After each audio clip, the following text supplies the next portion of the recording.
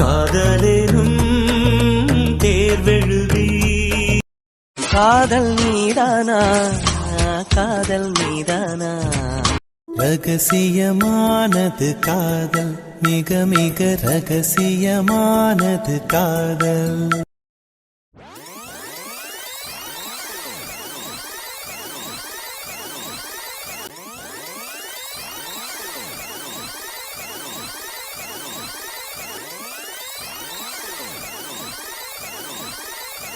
அப்பா, cake order பக்கத்தில் வந்திருக்கு, நீங்களும் வரீங்களாப்பா? பக்கத்துல தானம்மா சொல்ற, நீயே போயிட்டு வர வேண்டியதானே? இல்லப்பா. இங்க பாருமா, நீயா இரு. உனக்கு இங்க நடந்த எல்லா விஷயமும் தெரியும். நான் நேற்று சொன்னது தாண்டா, என் பொண்ணு என்னை தலைகுனிய வைக்க மாட்டாங்கிற நம்பிக்கையில தாண்டா உன்னை போக சொல்றேன். நீ போய் கொடுத்துட்டு வா. சரிப்பா.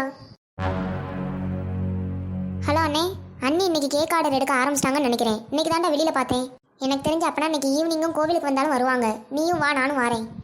சரிம்மா. ஆனால் பேசுவாளான்னு தெரில, ஃபோனும் மெசேஜ் எதுவுமே ரிப்ளை இல்லை. அதெல்லாம் பார்த்துக்கலாம் வாண்ணே. கயல், கயல் நில்லு. கயல் நில்லுமா, ஒரு நிமிஷம் உன்கிட்ட கொஞ்சம் பேசணும். கயல் இங்கே பாரு, ஏன் அங்கிட்டு திரும்பி இருக்க? என்னன்னு சொல்லுங்க, எனக்கு லேட் ஆகுது. கயல் ஏம்மா பேசக்கூட மாட்டேங்கிற? மெசேஜ் பண்ணாலும் ரிப்ளை பண்ண மாட்டேங்க, கால் பண்ணாலும் அட்டன் பண்ண மாட்டேங்க. உங்கள் வீட்டில் என்ன பிரச்சனை தாம்மா ஆச்சு? எங்கள் வீட்டில் ஒரு பிரச்சனையும் நடக்கலை. அதான் நான் அன்னைக்கே சொன்னேனே, நம்ம ரெண்டு பேருக்கும் செட் ஆகாது, நம்ம பிரிஞ்சிடலான்ட்டு. உங்கள் அப்பா கோவமாக இருக்காங்கன்னு மட்டும் எனக்கு நல்லா தெரியுதுமா. நான் இப்போ கூட உங்கள் அப்பாட்ட வந்து பேச தயாராக தான் இருக்கேன். ஆனால் நீ ஏன் பேசாமல் இருக்கன்னு மட்டும் சொல்லிட்டு போமா.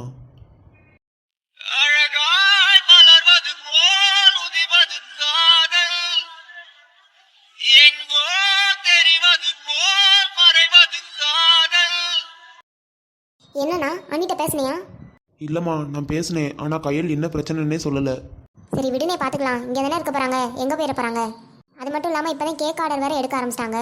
அதனால் பார்த்துக்கலாம், விடு. சரிம்மா. என்னங்க, சாப்பிட வாங்க.